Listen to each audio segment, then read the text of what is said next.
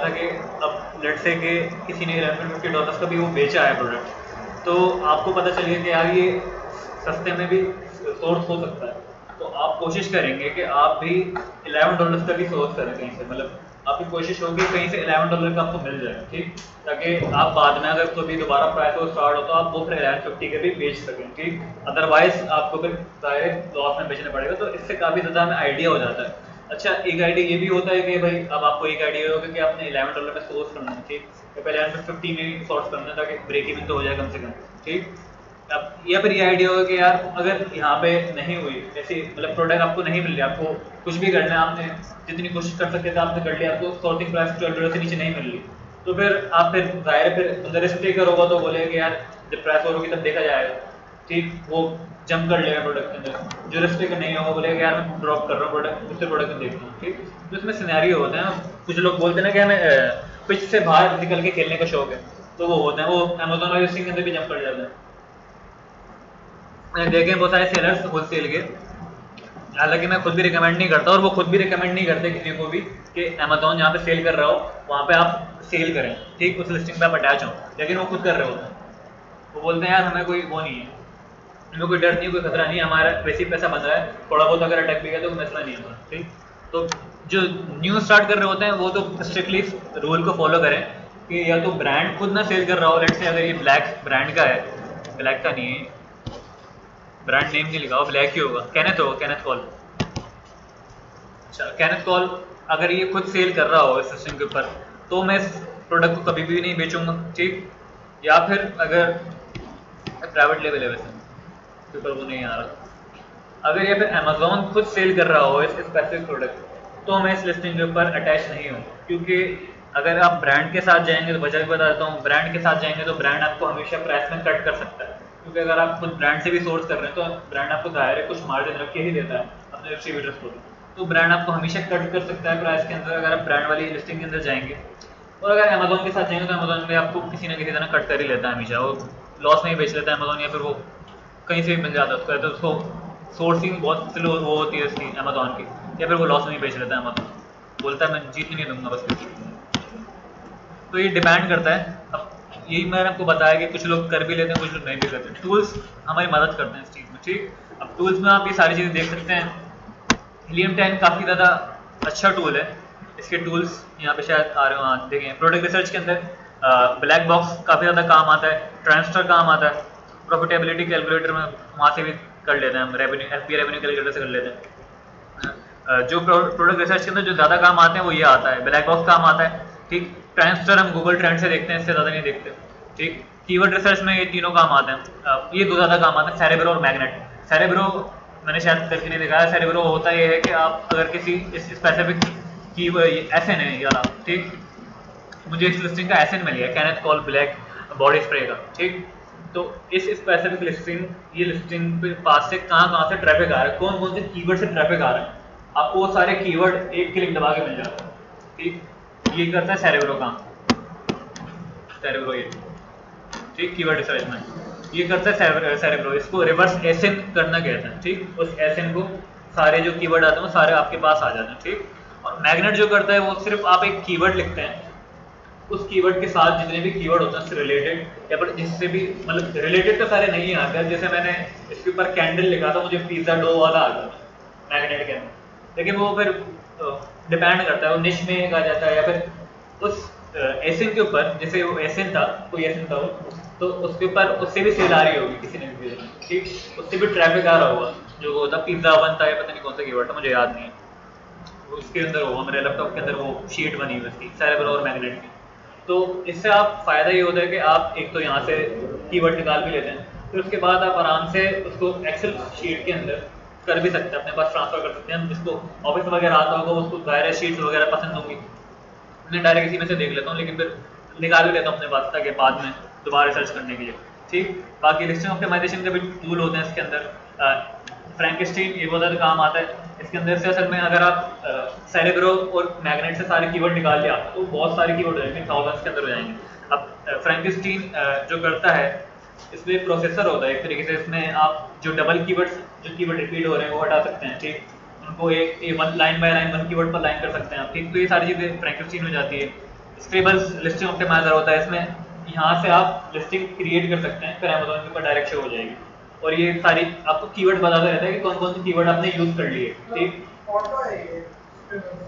Stables auto नहीं नहीं, मतलब लिखेंगे तो आप खुद ही, मतलब जो सारे कीवर्ड्स होंगे ना फ्रैंकेस्टीन में, जितने कीवर्ड आपने प्रोसेस, जी जी एग्जैक्टली। अब हर की चीज़ का आपने पोर्शन बनाया हुआ है, जैसे बुलेट का अलग पोर्शन बनाया हुआ है, डिस्क्रिप्शन का अलग बनाया हुआ है, टाइटल का अलग बनाया हुआ है। अब फायदा स्टेबल्स में लिस्टिंग लिखने का ये होता है कि आप जो फ्रैंकेस्टीन में आपने जो कीवर्ड प्रोसेस किए होंगे ना सारे, वो आप इंपोर्ट कर देते हैं स्टेबल्स में। तो आप जो जो कीवर्ड यूज़ करते रहेंगे उसके ऊपर क्रॉस आता रहेगा कि आपने ये कीवर्ड यूज़ कर लिया, ये कीवर्ड यूज़ कर लिया, तो फिर आप देखते रहेंगे कौन सा मैंने यूज़ कर लिया, कौन सा नहीं किए, कौन से रह गए। ठीक, फिर जो रह जाते हैं वो सारे बैक एंड में डाल देते हैं कीवर्ड में। लिस्टिंग का बैक एंड होता है, उसमें लिस्टिंग क्रिएशन के अंदर बताऊंगा, वो मैं एक वो बता देता हूँ, ओवरव्यू दे देता हूँ। बैक एंड में कीवर्ड्स होते हैं लिस्टिंग के बहुत सारे डल जाते हैं, उसके अंदर हम मिस स्पेलिंग वाले जो कीवर्ड होते हैं ना, जो गलती से लोग मिस स्पेल कर लेते हैं, वो भी डाल देते हैं। ठीक, एक तो आप फ्रंट एंड पे डालेंगे कीवर्ड, फ्रंट एंड के जो कीवर्ड होंगे वो आपके टाइटल में होंगे, आपके बुलेट्स के अंदर होंगे, आपके डिस्क्रिप्शन के अंदर होंगे। ठीक, अगर एबीसी कर रहे हैं तो एबीसी वो डिस्क्रिप्शन में भी, उसमें भी थोड़े बहुत हो जाती है। ठीक, बट जो कीवर्ड मिस स्पेलिंग वाले होंगे वो तो ऑब्वियसली आप लिस्टिंग के सामने तो नहीं डालेंगे फ्रंट एंड में, फिर वो जाहिर है कि फिर अच्छा नहीं लगेगा वो, और फिर इंडेक्स भी अच्छी तरह नहीं होगा आपकी लिस्टिंग। तो जो मिस स्पेलिंग वाले कीवर्ड और जो कीवर्ड रह जाते हैं, क्योंकि आपके पास हज़ारों की तादाद में आते हैं कीवर्ड, बट उसमें से आप थोड़ा रिफाइन कर लेते हैं, 100 तक कर लेते हैं रिफाइन, 50-60-100 जितने भी आपको लगते हैं रेलेवेंट हैं बहुत ज़्यादा। ठीक, रेलेवेंट और रेलेवेंट की मैंने आपको बताया कि किस तरीके से देखा जाता है, पता है ना, रेलेवेंट और रेलेवेंट।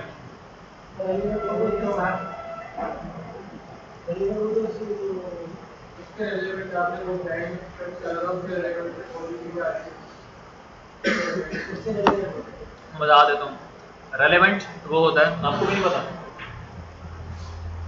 रेलेवेंट वो होता है कि जैसे आपने कोई कीवर्ड सर्च करा है यहाँ पर amazon.com के ऊपर, मैं सर्च कर लेता हूँ यहाँ पर, कौन सा सर्च करूँ, लेगो सर्च कर लेता हूँ, बल्कि लेगो तो वो ब्रांड है, मैं कोई स्पेसिफिक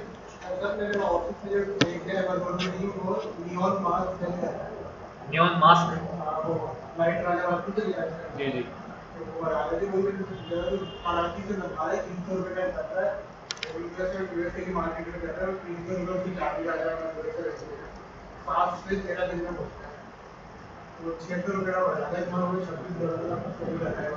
अच्छा, तो अमेजोन पे सेल कर रहे हैं प्राइवेट लेबल, प्राइवेट लेबल फायदा नहीं है, कोविड वाले प्रोडक्ट के अंदर बिल्कुल भी नहीं जा रहे प्राइवेट लेवल के अंदर। आप मतलब वो आपके चलेगा कि कोविड वाला प्रोडक्ट है, कोविड वाले प्रोडक्ट को हालांकि 2 साल हो चुके हैं कोविड को,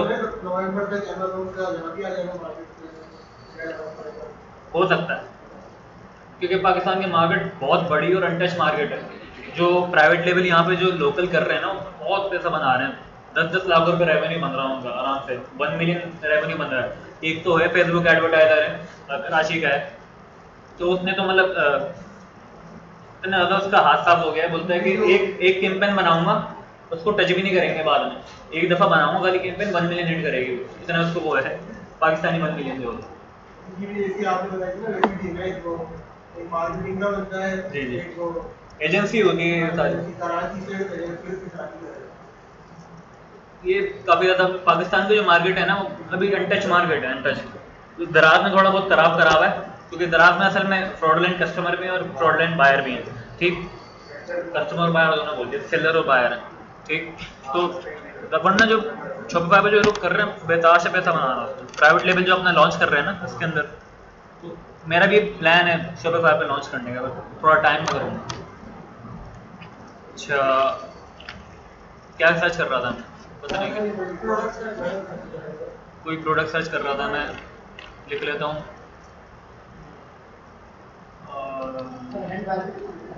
क्या, बारबेक्यू ग्रिल लिख लेता हूँ, ग्रिल। अच्छा, ये इसकी कैटेगरी भी देखें, गार्डन और आउटडोर में आता है, हालांकि आना होम एंड किचन में जाइए, बट ज़्यादातर लोग जो वहाँ पे जो करते हैं वो गार्डन में ही करते हैं, बारबेक्यू जो करते हैं जी। अच्छा, यहाँ पे आप देख सकते हैं जब बारबेक्यू ग्रिल किया है मैंने, तो ये काफ़ी ज़्यादा मतलब ये तो समझ लें कि सेल्फ एक्सप्लेनेटरी है। जब बारबेक्यू ग्रिल में सर्च करूँगा तो बारबेक्यू ग्रिल ही आएगा, ठीक। अब मैं सिर्फ एक ब्रॉड कीवर्ड लिख देता हूँ, सिर्फ बारबेक्यू लिख देता हूँ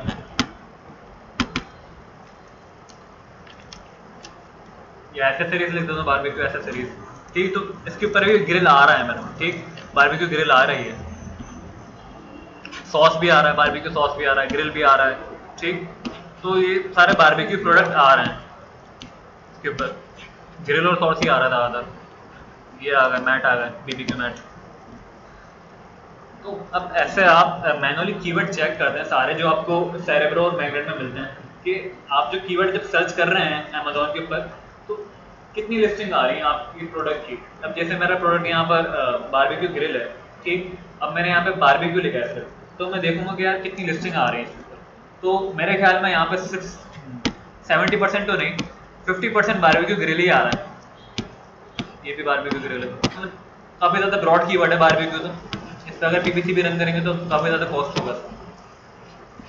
तो ऐसे कीवर्ड्स आप मैनुअली सर्च करते हैं। अब ये तो बहुत ज़्यादा ब्रॉड है, हम ज़्यादातर ब्रॉड कीवर्ड सर्च नहीं करते, स्पेसिफिक कीवर्ड सर्च करते हैं। अब स्पेसिफिक कीवर्ड ज़्यादातर लॉन्ग टेल कीवर्ड होते हैं और वो थोड़े सस्ते पड़ते हैं अगर पीपीसी में रन कर रहे हो तो। जैसे बारबेक्यू ग्रिल के आगे भी मैं कुछ कीवर्ड एंटर करना चाहूँ तो चारकोल, मैट, कवर, गैस, सारी चीज़ें हो सकती हैं इसमें, ठीक। अभी वो एक्सटेंशन नहीं है, मैंने एक्सटेंशन में और कीवर्ड्स आया है तो ये सारे सजेशन खुद दे देता है अमेजोन। वरना आपके पास जो टूल्स हैं उससे भी आ जाते हैं आपके पास काफ़ी ज़्यादा कीवर्ड्स। तो जितना ज़्यादा आप स्पेसिफिकली कीवर्ड के अंदर जाएंगे ना, उसको आपको पीपीसी के अंदर काफ़ी ज़्यादा आपको लो बिड मिलेगी उसकी। अच्छा, पीपीसी के अंदर मैंने जब कैंपेन बना के दिखाई थी आप लोगों को तो दिखाया था कि उसमें सजेस्टेड बिड भी आ रही थी, ठीक। तो सजेस्टेड बिड और पूरा बिड का एक दिया हुआ था कि इससे लेकर आप इस तक बिड लगा सकते हैं। जैसे लेट से कि 0.5 से लेकर आप $3 तक की बिड लगा सकते हैं और फिर उसके अंदर 1.45 की सजेस्टेड बिड, ठीक। तो फिर मिनिमम ये भी नहीं कि फिर आप 0.1 लगा रहे हो, फायदा ही नहीं होगा। तो उन्होंने वो दिया हुआ, कैप दिया हुआ एक तरीके से, सजेस्टेड भी दी हुई उसके साथ साथ और कैप भी दिया हुआ है कि मिनिमम इतनी, मैक्सिमम इतनी है। मतलब सजेस्टेड से भी ज़्यादा आप लगा सकते हैं। जो एग्रेसिव जा रहे होते हैं वो सजेस्टेड से भी ज़्यादा लगाते हैं। एग्रेसिव जाना तब अच्छा है। अच्छा, रैंकिंग में भी बहुत सारी वो होती हैं, ठीक। अब कंडीशंस होती हैं। अब किसी के पास प्रोडक्ट जो है वो है ही $2 मार्जिन का प्रोडक्ट है, $10 का प्रोडक्ट है, ठीक। उसके पास $2 मार्जिन बन रहा है उसका 20% में, या फिर लेट से कि $2.5 का मार्जिन बन रहा है उसका 25% पे, $10 का वो सेल कर रहा है प्रोडक्ट, ठीक। अब उसके 2 क्लिक आएंगे तभी उसका प्रॉफिट मार्जिन तो गया, ठीक। अब उसके बाद जितने भी क्लिक आएंगे उसके वो लॉस के अंदर आएंगे। उसका 2 क्लिक के ऊपर ही वो हो जाएगा, प्रॉफिट मार्जिन तो खत्म हो जाएगा अगर 1.25 पे क्लिक हुआ तो। वरना अगर इससे ज़्यादा का हुआ तो फिर एक क्लिक में ही चले जाएगा, $2.5 पे क्लिक हुआ तो। बात ये है कि हर प्रोडक्ट के हिसाब से, हर निश के हिसाब से सारी स्ट्रेटजीज जो होती हैं वो चेंज होती रहती हैं, ठीक। अब आपका यही प्रोडक्ट अगर $40 का होता और उसके ऊपर अगर आप लेट से कि 30% मार्जिन लगाएं तो वो तकरीबन यहाँ पर 25% ही मार्जिन लगाएं तो आपके $10 मार्जिन बन गया, ठीक। अब वही आप लगाएं तो फिर तकरीबन 6-7 क्लिक हो सकते हैं आराम से। 6-7 क्लिक के अंदर ज़्यादा चांस होगा कि सेल हो जाए और 2 क्लिक के अंदर तो बहुत कम चांस होगा कि सेल हो, ठीक। तो इस तरीके से सारे प्रोडक्ट कैटेगरी, निश, कंपटीशन, ये सारी चीज़ें देखी जाती हैं। उस हिसाब से एक रैंक करने की स्ट्रेटजी देखी जाती है।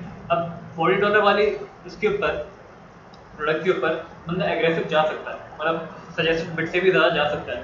फ़ायदा ये होता है कि आपका जो टॉप स्पॉट है ना, ये मिल जाता है आपको, ठीक।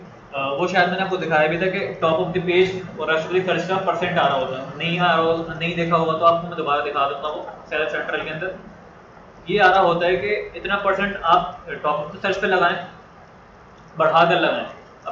अब टू 900 कर सकते हैं आप, ठीक। अप टू 900 मतलब जैसे आपने अगर $1 की बिड रखी है, ठीक, और आप बोल रहे हैं कि $500 तक, $500% तक बढ़ा दो इसको टॉप ऑफ द पेज पे जब जगह मिल रही हो तो $5 तक की बिड लगा देगा जब टॉप ऑफ द पेज पे जगह मिल रही होगी उसको, ठीक। और इसे ही आप रेफर द सेट पे भी कर सकते हैं कि अगर आप कहें कि लेट्स से कि 100% बढ़ा देना मेरी बिड जो आपको रेफर द पेज पे जगह मिल रही हो, ठीक। तो बिड बढ़ा भी सकते हैं आप। ये नहीं कि आपने जो एग्जैक्टली जो बिड आपने बता दी है वही बिड आपकी चलती रहेगी।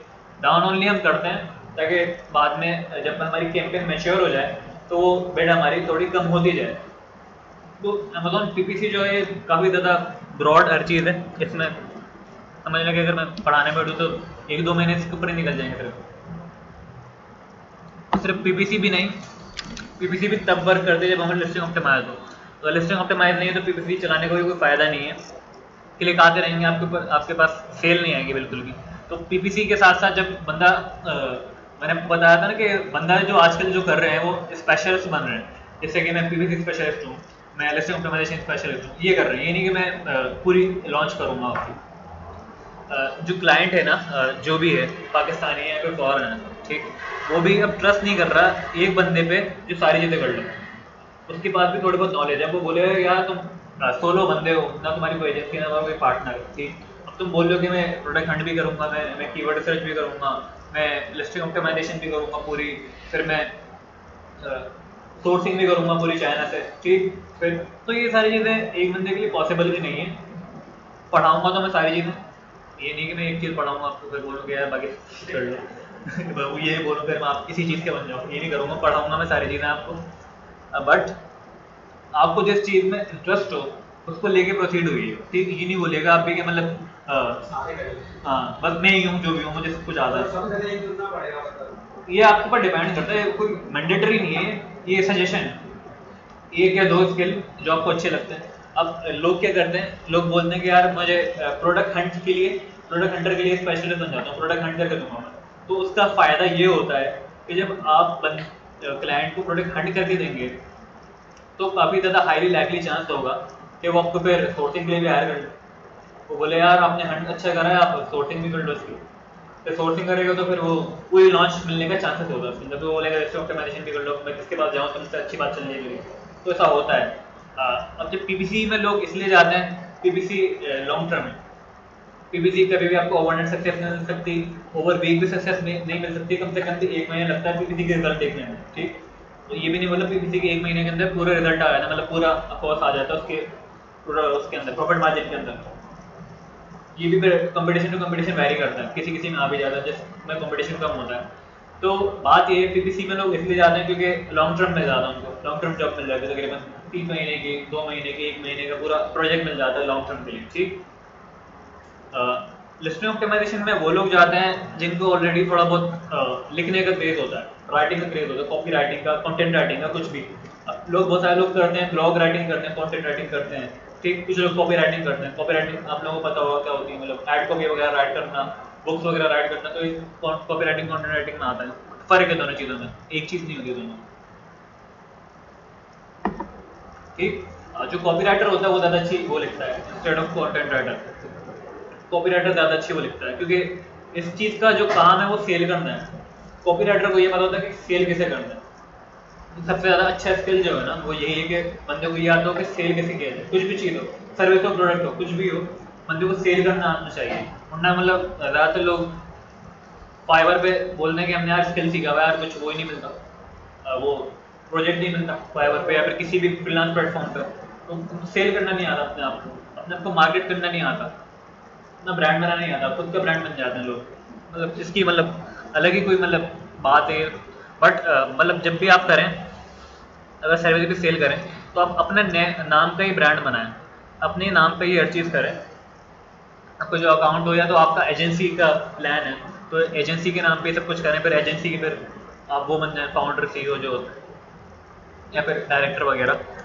तो ये तो एजेंसी, अगर आपको एजेंसी के साथ वो करना है, प्रोसीड करना है, तो आप एजेंसी के साथ ही करें, एजेंसी के ही नाम पे, या फिर पर्सनल ब्रांडिंग कर लें अपने नाम पे, ठीक। तो इस चीज़ से काफ़ी ज़्यादा फर्क पड़ता है और राइटिंग में बहुत ज़्यादा वो मदद होती है, ठीक। अब कुछ लोग बोलते हैं मैं लॉन्च एंड रैंक करता हूँ बहुत अच्छी, लॉन्च करवा रहा हूँ मुझसे, तो लॉन्च करवाते हैं। कुछ लोग होते हैं जैसे जो होते हैं ना जिनको अकल होती है थोड़ी, वो ये बोलते हैं कि यार मैं हर स्पेसिफिक चीज़ का स्पेसिफिक बंदा हायर करूँ। जो बोलते हैं कि यार अब कोई भी यकीन नहीं करता कि आप एक बंदा सारे कर लें, अनलेस वो एजेंसी करके दे देती, क्योंकि एजेंसी के पास सारे बंदे होते हैं अलग अलग। ठीक, एजेंसी भी जब हायर कर रही होती है ना बंदे, तो यही देखती है कि मेरे पास हर स्पेसिफिक स्किल का एक बंदा मिल जाए, एक बंदा वैसा मिल जाए जो प्रोडक्ट हंट बहुत अच्छा करता हो, ठीक, एक बंदा वैसा मिल जाए जो यार जो उससे अच्छी कोई कॉपी राइटिंग नहीं करता हो, लिस्टिंग ऑप्टिमाइजेशन बहुत अच्छी कर ले, ठीक, लिस्टिंग ऑप्टिमाइजेशन का कीवर्ड रिसर्च भी आती है। जिसकी कीवर्ड रिसर्च अच्छी आती होगी वही अच्छी लिस्टिंग ऑप्टिमाइजेशन करेगा। लिस्टिंग के अंदर आपके कीवर्ड्स ही जाते हैं, ठीक। अब वो कीवर्ड्स भी यूज़ करता है बट ऐसे यूज़ करता है कीवर्ड कि ये ना लगे कि भाई कीवर्ड स्टफिंग हुई हुई है। जो अच्छे कॉपी राइटर की जो निशानी होती है ना वो ये होती है कि वो कस्टमर को ये एहसास नहीं होने देता कि कस्टमर को ऐड पड़ रहा है। कस्टमर को ऐसा लगता है कि वो आपस में किसी से बात कर सकती। जो अच्छे कॉपी राइटर की जो निशानी होती है वो ऐसे लिखता है या फिर ऐसे बोलता है, वो सेल्समैन की तरह नहीं बोलता, ठीक, मतलब कस्टमर की तरह ही बोलता है। जो कस्टमर के जो वो होता है ना, ग्रुप होता है एक तरीके से, कस्टमर के किस टाइप के कस्टमर है तो वो किस टाइप की ऑडियंस है तो वो उस ऑडियंस की तरह ही बोलता है, ठीक। एक वेबसाइट भी है, वो मैंने बुक में पढ़ी थी, एक सेल लग रही थी के अंदर, वो वेबसाइट बताऊंगा आपको कि उसमें तकरीबन पता चल जाता है इस तरीके से कि कौन से कस्टमर किस तरीके से बात कर रहे हैं, मतलब ग्रुपों की तरह होती है वो, रेडिट पता नहीं कौन सी है। तो इसके साथ भी आप प्रोसीड कर सकते हैं। बाकी होलसेल के अंदर भी काफ़ी ज़्यादा चीज़ें हैं। होलसेल के अंदर लोग बोलते हैं हम ब्रांड अप्रूवल अच्छा करवा देते हैं कॉल पे बात करके, ठीक। वो बोलते हैं कि हम बाय बॉक्स अच्छा है, वो आपको वो करवा देते हैं भाई, ठीक। हमें ये पता है कि आपका बाय बॉक्स किस वजह से विन नहीं हो, ठीक। अब किसी के पास बोल रहा है यार मेरे पास प्रोडक्ट तो है, अच्छी मार्जिन भी अच्छा है, बाय बॉक्स विन नहीं हो रहा, ठीक।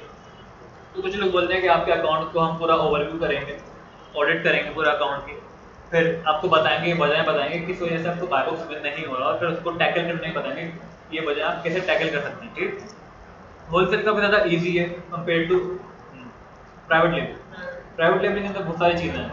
प्राइवेट लेबल के अंदर अगर आप सर्विस सेल कर रहे हो तो बंदा ये नहीं बोला होलसेल में नहीं होती, बट प्राइवेट लेबल के अंदर आपके पास इसका ऑप्शन ज़्यादा है कि आप स्पेशल बन सकते हैं। होलसेल के अंदर ज़्यादातर एक पूरा होलसेल का बंदा हायर कर लेता है बंदा।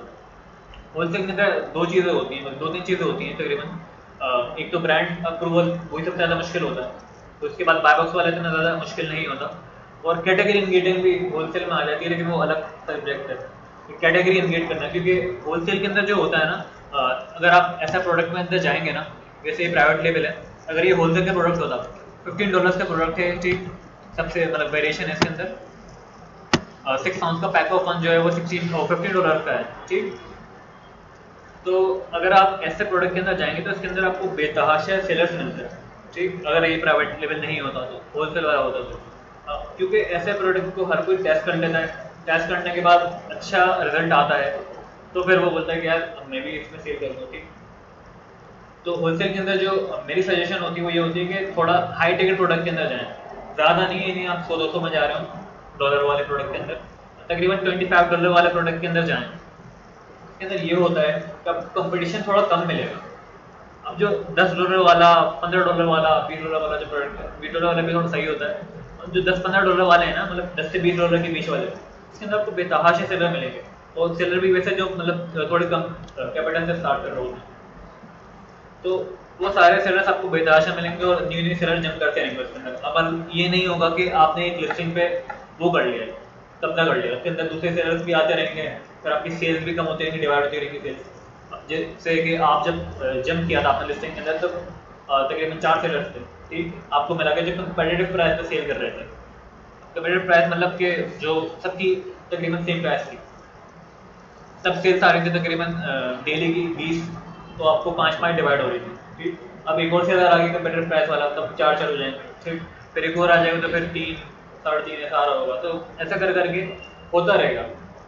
हाई टिकट प्रोडक्ट के अंदर ये फायदा होता है कि काफ़ी कम लोग जंप करते हैं, ठीक। जब होलसेल में जब पुराना हो जाता है ना बंदा, तो हाई टिकट प्रोडक्ट में जाए तो फिर फ़ायदा ये होता है, और उससे एक और फ़ायदा ये होता है कि अगर आपका ब्रांड से अच्छे वो है ना, ताल्लुकात अच्छे हैं, ठीक, वो भी मैं आपको बताऊंगा कि क्या क्या करना पड़ता है उसके लिए।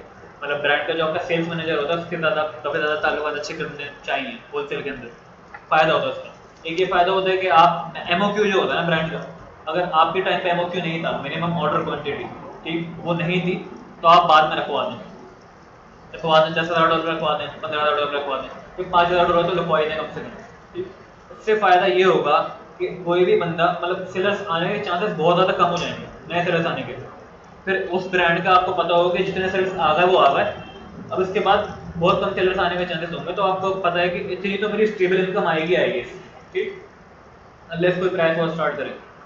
इतनी स्टेबल इनकम, लेट से कि अगर आपकी एक लिस्टिंग से आपके आ रहा है तकरीबन 300 या 400 डॉलर का प्रॉफिट आ रहा है मंथली एक लिस्टिंग से, और आपके पास उस ब्रांड की तकरीबन 3 प्रोडक्ट हैं ऐसी ही, 300-400 डॉलर सबसे आ रहा है प्रोडक्ट, तो प्रॉफिट, तो आपका ये प्रॉफिट स्टेबल रहेगा और लॉन्ग टर्म के लिए स्टेबल रहेगा। आपको ये भी नहीं होगा कि यार कोई न्यू सेलर ना आ जाए फिर मेरा प्रॉफिट थोड़ा कम हो जाएगा, फिर न्यू सेलर आएगा फिर तो थोड़ा प्रॉफिट कम हो जाएगा। तो जब आप MOQ रखवा लेते हैं ना उससे अपने सेल्स मैनेजर से, और ये कोई मतलब ये ऐसी बात नहीं है कि हो नहीं सकता, करते हैं लोग, इसलिए बता रहा हूँ मैं आपको, ये होता है। ठीक, तो MOQ जब आप रखवा लेते हैं तब आपका काफ़ी ज़्यादा आसान हो जाता है, आपका फिर पता होता है कि यार इससे तो मुझे इतना आने ही आना है प्रॉफिट, बाकी दूसरे हंड करते रहते हैं प्रोडक्ट। ठीक, तो होलसेल में यही होता है ज़्यादातर, होलसेल में ज़्यादातर आप ब्रांड अप्रूवल, डिस्ट्रीब्यूटर अप्रूवल ये करते हैं, फिर उसके बाद साथ साथ एक ई-कॉमर्स वेबसाइट चाहिए होती है आपको, टास्क ज़्यादातर आउटसोर्स कर देते हैं या फिर यूट्यूब से वीडियो देख के बना लेते हैं। मेरे पास एक प्रोजेक्ट आ गया था तो मैंने प्रोजेक्ट ले लिया, मुझे आती नहीं थी बनाना वेबसाइट और वर्डप्रेस की, तो मैंने यूट्यूब से बना के दी थी, $150 आ गया मेरे पास। मतलब मैंने ये सोचा था कि आउटसोर्स कर दूंगा, क्योंकि पाकिस्तान में आपको पता है पावर वाले ग्रुप में मैं बोलूँगा वो $30 में ही बना के दे देगा मुझे वर्डप्रेस की वेबसाइट। मैंने $150 लिए थे, मैंने बोला यार मैं खुद कोशिश कर लेता हूँ, खुद से बन गई तो बन गई, वरना आउटसोर्स कर दूंगा, आखिर में खुद से बनाई ली मैंने प्रोडक्ट में। असल में ये वो डमी वेबसाइट होती है एक तरीके से, मतलब ये नहीं होता कि अली ड्रॉपशिप की तरह मैं अलीएक्सप्रेस के इंपोर्ट कर रहा हूँ। मैंने यहाँ से सिर्फ अमेजोन खोला, यहाँ से डाउनलोड करी मैंने पिक्चर्स, यहाँ से डाउनलोड कर ली सारी एक एक करके। डाउनलोड करने के बाद मैंने वहाँ पे इसी के टाइटल लिखा, इसी के डिस्क्रिप्शन कॉपी कर ली, डिस्क्रिप्शन में लिखी नहीं मैंने, सिर्फ टाइटल कॉपी करा, इमेज डाल दी, टाइटल कॉपी करा, इमेज डाल दी, वो बन गया। और मैंने पेज बिल्डर भी यूज़ नहीं करा था, मैंने वो उसकी वूकॉमर्स की थीम होती है वो वाली स्टोर फ्रंट थीम, उसमें वो पेज बिल्डर की जरूरत ही नहीं पड़ती, 2 पेज बने होते हैं, एक प्रोडक्ट पेज एक वो वाला होम पेज, वो हर चीज़ बनी हुई होती है। बट स्टोर फ्रंट थीम है, फ्री है, आराम से। मैंने बोला बन गई वेबसाइट, और क्या चाहिए। हालांकि बिल्कुल भी नहीं पता था, मुझे पता ही नहीं था, अलिफ बे भी नहीं पता था मुझे वर्डप्रेस का, लेकिन जब प्रोजेक्ट आ गया तो मैंने बोला यार कर ही लो। वो होलसेल के लिए आया था बंदा आया था होलसेल के लिए, तो मैंने बोला कि यार वेबसाइट की जरूरत पड़ेगी, बोला कि वेबसाइट कहाँ से बनवाऊँ, मैंने बोला वो भी बना के दे रहा था। मतलब अब सेल होता है ये। जैसे वही बात बता रहा था मैं, जैसे प्रोडक्ट हंट वाला अगर आपने बंदा पकड़ा, वो बोले कि यार अब मैं सोर्स किससे करवाऊँ या फिर कहाँ से करूँ। आप ये तो बता दें कि भाई अलीबाबा से होता है, लेकिन कुछ क्राइटेरिया होते हैं कि इस तरीके से सोर्स किया जाता है। ये नहीं कि आप किसी को भी उठाकर बोलें कि बस यार ये सस्ता दे रहा है इससे सोर्स करो, क्वालिटी पे इशू हो जाता है। वो बोलेगा कि यार फिर सोर्स कौन करके देगा, बोले वो भी मैं करके दूँ। तो ऐसे कर करके आप सेल करते हैं, स्किल अप सेल करते हैं। जैसे प्रोडक्ट अप सेल होता है ना यहाँ पे, जैसे यहाँ पे आपने कैनत कॉल लिखा है, तो प्रोडक्ट अप सेल हो रहे हैं, ये सारे अप सेल कर रहे हैं यहाँ पे, अप सेल खिलाता है। तो इस तरीके से आप स्किल भी अप सेल करते हैं। स्किल का मतलब काफ़ी ज़्यादा वो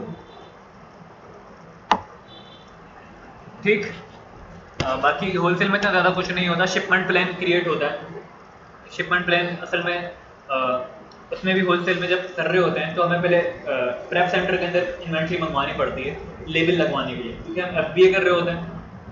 तो आपके जो शिपमेंट प्लान जब आप क्रिएट करेंगे, तो आपको बता दूंगा कैसे क्रिएट किया जाता है शिपमेंट प्लान सेलर सेंट्रल के अंदर से। शिपमेंट प्लान जब आप क्रिएट करेंगे तो आपके पास FNSQ आएगा। FNSQ प्रोडक्ट के अंदर लगता है, प्रोडक्ट के ऊपर लगता है वो, ठीक। प्रोडक्ट लेवल समझ रहे हैं एक तरीके से अमेजोन की तरफ से, इस बात के लिए कि वो अमेजोन के वेयर हाउस में जा रहा है। और एक जो आएगा, एक आएगा बॉक्स लेवल, ठीक। अब जो आपके बॉक्स होंगे उसके ऊपर भी वो लेवल लगेगा, और जो प्रोडक्ट होंगे उसके ऊपर भी अमेजोन का लेवल लगेगा। तो वो सब कुछ प्रिंट करवाने के लिए, मतलब पैस करवाने के लिए उसके ऊपर, तो जाहिर है ब्रांड से जब आप ले रहे होंगे तो ब्रांड तो नहीं करेगा, ब्रांड तो बोलेगा भाई इस काम पर थोड़ी बैठा हूँ मैं प्रोडक्ट सेल करने के लिए होता हूँ, ठीक।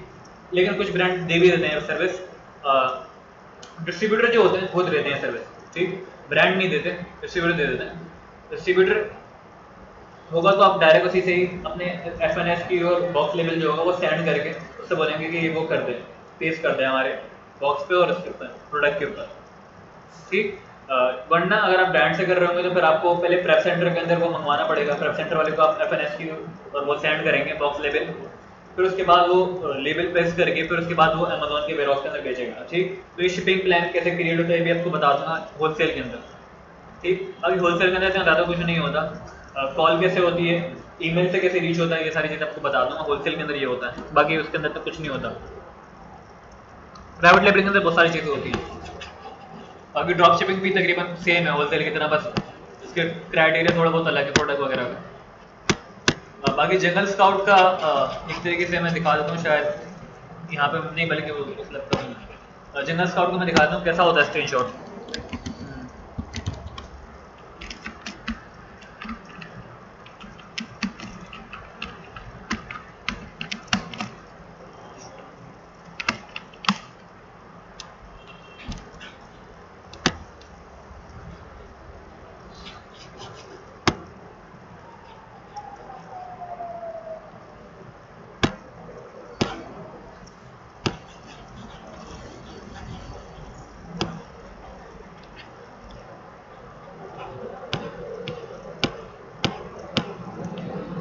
अच्छा, ये इस तरीके से होता है कि यहाँ पे देखें सबसे पहले प्रोडक्ट नेम आ रहा होता है।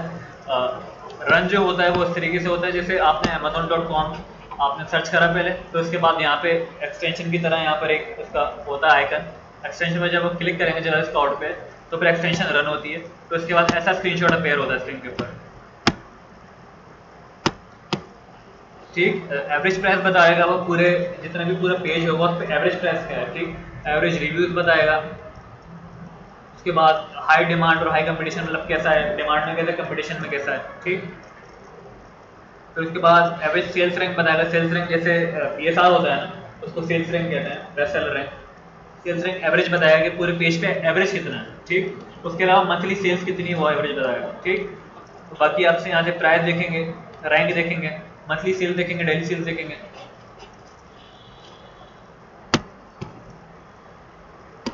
रिव्यूज वगैरह ये सारी चीज़ें देख के फिर आप प्रोडक्ट में आगे प्रोसीड करेंगे। बट अदरवाइज प्रोडक्ट हंटिंग में ये मैंडेटरी है, एक की और एक हीलियम 10 मैंडेटरी है प्रोडक्ट हंटिंग में। हीलियम 10 ना भी हो तो ये मैंडेटरी है। ठीक, इसके बगैर प्रोडक्ट हंटिंग नहीं होती। और बाकी हीलियम 10 कीवर्ड रिसर्च वगैरह के लिए मैंडेटरी है, वरना सिर्फ प्रोडक्ट हंटिंग के लिए आप मैनुअली प्रोडक्ट हंट कर सकते हैं और इसमें एवेल्युएट कर सकते हैं। असल में एवेल्युएट करता है प्रोडक्ट को। ठीक, प्रोडक्ट के अंदर बताता है कि ये चीज़ें हैं, ये चीज़ें हैं। ठीक, डिमांड बता देता है। ट्रेंड जो है आप वो गूगल ट्रेंड से भी देख सकते हैं प्रोडक्ट का। बाकी ये सारी चीज़ें आपको मैं बताऊंगा कि क्या क्या होता है।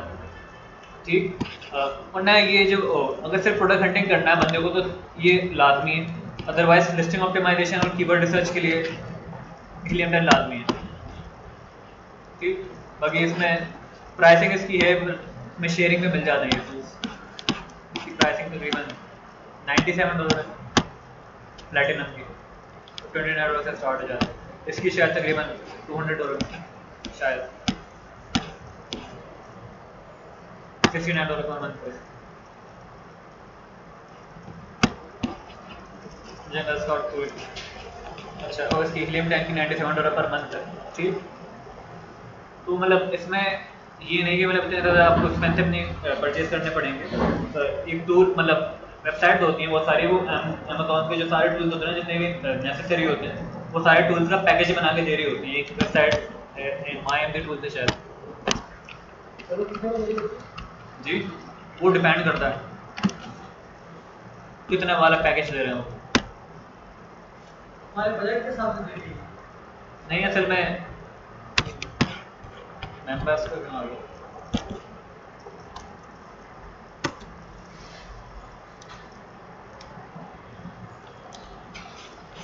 अब देखिए ये जो वेबसाइट है मतलब थोड़ी ट्रस्टवर्दी वेबसाइट है, मैंने खुद भी इसी को यूज़ करता हूँ। बट इसमें ये है कि इसमें एक ही पैकेज है इनका, इसके अंदर सारे टूल्स हैं इनके और $32 पर मंथ है इनका। Helium 10 extension, viral launch, web and extraction, keyword tool for Amazon, ये सारे टूल्स हैं। ये ड्रॉप शिपिंग के भी टूल्स हैं इसके अंदर, शॉपिफाई ड्रॉप शिपिंग के भी टूल्स हैं, सारी चीज़ें हैं इसके अंदर। ठीक, PPC रिसर्च टूल भी है सारे। मतलब आपके ऊपर ज़रूरी नहीं है कि आप यही करें, दूसरी वेबसाइट्स भी होती हैं और लोकल सेलर्स भी होते हैं। बेस्ट टाइम दी टूल्स भी था शायद।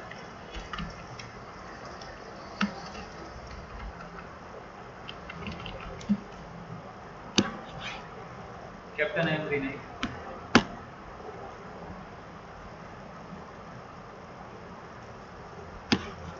अच्छा, यहाँ पे भी अलग अलग पैकेजेस होते हैं। देखें स्टूडेंट प्लान अलग बनाया, वर्क बिजनेस अलग बनाया, मेगा ऑल इन वन अलग बनाया उन्होंने। ठीक, आप इनसे चैट करके ये पूछ सकते हैं कि ये सिर्फ ये वाले टूल्स दे रहे हैं जो मैंने आपको बताया सिर्फ, या तो आप जंगल स्काउट की एक्सटेंशन मांग लें, बोलें मुझे सिर्फ इसकी ज़रूरत है भी, या फिर सिर्फ हीलियम 10 मांग लें। ठीक, तो ऐसा होता है आराम से। ठीक, अच्छा कीपा भी है, अगर किसी को होलसेल के अंदर जाना है तो वो सिर्फ कीपा मांग ले, तो कीपा के साथ साथ AMD एनालाइजर भी होता है, वो फिर वो अलग से लेना पड़ता है, वो शेयर्ड नहीं मिलता। AMD एनालाइजर असल में एनालाइज करने के लिए होता है कि सारे टूल्स जो, अच्छा जो शीट वगैरह जो मिलती है हमें डिस्ट्रीब्यूटर से, डिस्ट्रीब्यूटर बल्कि शीट नहीं होता है, डिस्ट्रीब्यूटर बोलते हैं हमारी वेबसाइट है, पूरी सर्च कर लो जाके। तो डिस्ट्रीब्यूटर को सर्च करने में काफ़ी ज़्यादा टाइम लग जाता है, क्योंकि उनकी वेबसाइट पर हज़ारों की तादाद में प्रोडक्ट होते हैं, फिर आपको one by one manually search करना पड़ता है। अच्छा जो ब्रांड होते हैं, ब्रांड शीट दे देते हैं अपनी वो प्रोडक्ट की, एक्सेल शीट देते हैं, एक्सेल या फिर कोई सी भी शीट। उस शीट को आप ऐसे टूल्स में AMD एनालाइजर होता है, और एक है स्कैनर लिमिटेड जो लिखा हुआ है इसके ऊपर, स्कैनर लिमिटेड। ठीक, इसमें ये होता है कि आप सारे फिल्टर्स लगा सकते हैं। जैसे आपका प्रोडक्ट हंटिंग का एक क्राइटेरिया है, जैसे कि 4 सेलर्स हो कम से कम, इतनी सेल्स आ रही हो मंथली, इतने कुछ वो सारे होलसेल का। ठीक, तो आप उसके ऊपर ये क्राइटेरिया अप्लाई कर सकते हैं स्कैनर लिमिटेड के ऊपर उस शीट के थ्रू। ठीक, अब जब उस शीट के ऊपर क्राइटेरिया अप्लाई हो जाएगा, फिर जब सारे प्रोडक्ट बचेंगे वो वही बचेंगे जबकि क्राइटेरिया को उतरते होंगे। ठीक, वरना फिर आपको वन बाय वन करने पड़ेंगे, मतलब लोग करते हैं वन बाय वन भी करते हैं, तो ये टोटली डिपेंड करता है आपके ऊपर। ना स्कैन लिमिटेड की इतनी जरूरत नहीं होती, कीपा बहुत होता है उसके लिए, कीपा की एक्सटेंशन ही होती है वो, कीपा की एक्सटेंशन बहुत होती है उसके लिए, होलसेल की प्रोडक्ट रिसर्च के लिए और एवेल्यूएशन के लिए तकरीबन, क्योंकि रिसर्च जो होती है रिसर्च अलग होती है, एवेल्यूएशन अलग होती है। एवेल्यूएशन जो करते हैं वो कीपा की एक्सटेंशन से करते हैं होलसेल की, बाकी जनरल स्काउट की एक्सटेंशन से करते हैं प्राइवेट लेवल की। रिसर्च के अलग अलग तरीके होते हैं, वो सारे तरीके मैं आपको बता दूंगा किस किस तरीके से करते हैं, वो मैनुअली करते हैं, इतना ज़्यादा वो नहीं होता उसके अंदर।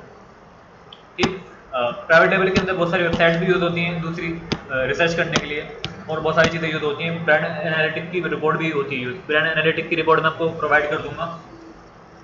वो उनको मिलती है जिनका ब्रांड रजिस्टर्ड होता है अमेजोन के ऊपर, सेलर सेंट्रल में ब्रांड रजिस्टर्ड होता है। ब्रांड रजिस्टर हर किसी का नहीं होता, मतलब सेलर सेंट्रल तो हर किसी के पास होता है, बट हर किसी का ब्रांड रजिस्टर्ड नहीं होता। और मेरे पास जो अकाउंट चल रहा है अभी वो ब्रांड रजिस्टर्ड है, तो मैं आपको रिपोर्ट जनरेट करके दे दूंगा लेटेस्ट जो होगी। पुरानी मेरे पास पड़ी हुई भी है, एक अप्रैल की पड़ी हुई है शायद, वरना मैं आपको एक लेटेस्ट जनरेट करके दे दूंगा उसकी। हाँ, हर मंथ की आती है पूरी, मतलब एक रिपोर्ट होती है बहुत बड़ी होती है, उसमें हज़ारों के हिसाब से कीवर्ड और वो होते हैं, प्रोडक्ट होते हैं। तो उसमें से आप प्राइवेट लेवल के प्रोडक्ट, होता ये है कि आपको कोई प्रोडक्ट लग रहा है सही, कीवर्ड होता है उसका, उसकी सेल्स होती है सारी, कितनी सेल्स आई हैं। ठीक, एसिन होते हैं किस किस एसिन पे सेल आई है, ठीक, किस कीवर्ड के थ्रू। ठीक, तो आपको क्या करना है, सिर्फ उसका कीवर्ड सर्च करना है, तो उसके ऊपर जाके अमेज़न के ऊपर जनरल स्काउट की एक्सटेंशन रन करके देखनी है कि सही होगा तो फिर आप आपको आगे प्रोसीड करेंगे, वरना आप ड्रॉप कर देंगे। तो उस तरीके से बहुत ज़्यादा आसान हो जाता है ब्रांड एनालिटिक की रिपोर्ट से, वो भी मैं आपको प्रोवाइड कर दूंगा। तो सबसे जो एडवांस तरीका जो है अभी प्रोडक्ट रिसर्च का, वो यही है, ब्रांड एनालिटिक वाली रिपोर्ट, BA शीट कहता है उसको, brand analytics report, BA sheet, brand analytic sheet. तो वो भी मैं आपको प्रोवाइड कर दूंगा, उसका भी कोई इशू नहीं है। और बाकी एक होता है ब्राउज नोट्स, ये होती है वेबसाइट्स, वो भी बता दूंगा कैसे होती है, उसमें कैटेगरी होती है सर।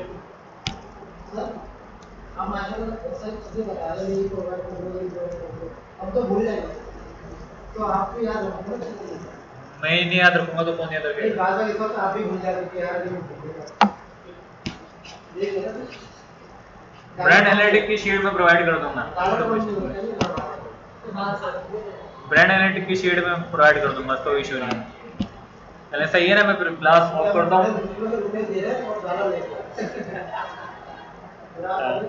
ठीक है ना, फिर मैं यहाँ क्लास ऑफ करता हूँ, तो इंशाल्लाह नेक्स्ट क्लास के अंदर प्रोसीड करेंगे।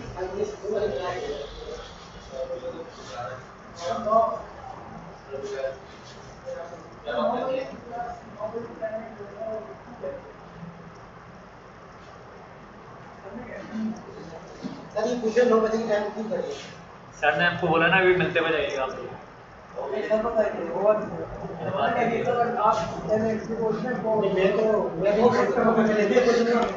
हमें तो दोनों को देखना है, पानी जो आप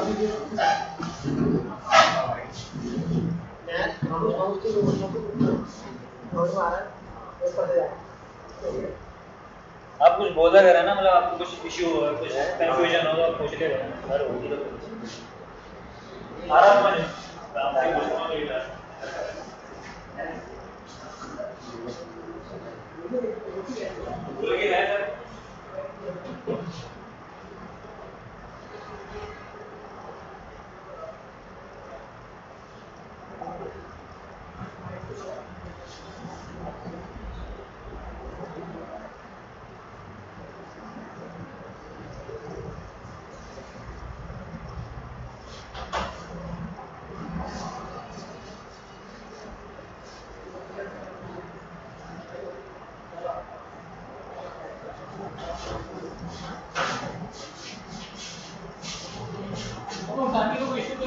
से किसी को भी, तो इसका इनकमिंग इसका जो काफी है।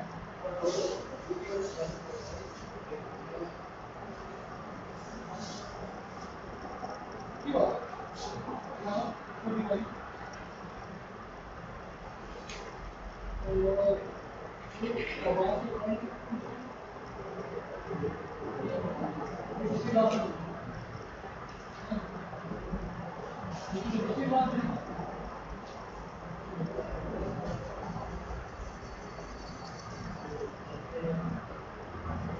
तो आप लोग जो मैक्सिमम है वो 7:30 के स्टूडेंट है ना, 9:30 वाला कौन है? सब निहाल है। बाकी आप लोग बाकी यहाँ से 7:30 और 7:30 9:30 से निहाल 9:30 वाला कौन सा है? मैन्युफैक्चरिंग हैविश का मैंने पूछा था, वो कह रही थी कि मेरा इंटरनेट का इशू हो और तो ऑनलाइन ही क्लास ले रही है तो उनको ना 7:30 में शुरू होगा ना 9:30 में शुरू, आप दोनों में किसी में भी नहीं होगा, उनमें से कोई ऑब्जेक्शन नहीं है।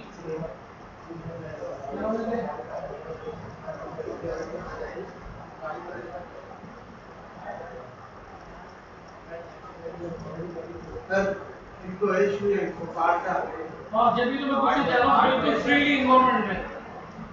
ये जो मार्केट से बना लो क्योंकि सर हम लोग फ्री होते हैं सेंटर वगैरह से जॉब वगैरह पे, तो 8 बजे 7:30 बजे तक तो हम आराम से आ आज जाते हैं। सीधा आते हैं यहाँ से फिर घर जाते हैं फिर वापस आते हैं। अच्छा तो वो फिर ज़्यादा होता है। तो वहाँ तो मसला नहीं है ना, टाइम 7:30 कर देते हैं, एक ही टाइम है। मैं सिर्फ अहमद से बात कर लेता हूँ है ना, हमारे दिवाली में हम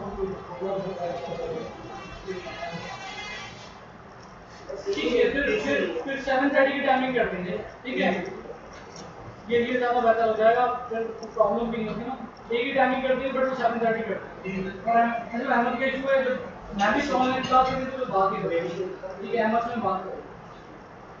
ये सर आपको बताएंगे मैं आप लोगों को बताऊंगा, सर बताएंगे उसके बाद एक क्लास तो होगी ना कल जो क्लास है ना मेरे कल ये सब कल क्लास कल है ना क्लास, ये कल अहमद पता नहीं आएगा नहीं आएगा। चलो आप 7:30 करो सर, ठीक है अहमद से उससे मुझसे मैं बात करूँगा। मुझे भी कंफर्म कर लेगा मैं भी मैं भी तो ऑनलाइन ले रही हूँ, मुझे कोई इशू नहीं है, तो एक अहमद का इशू है, इसके अलावा कोई नहीं, और अहमद से मैं बात कर रहा हूँ। और ये 7:30 के बजाय 8 o'clock कर दें, हाँ 8 o'clock ना 8 o'clock कर दें, 8 to 9 बस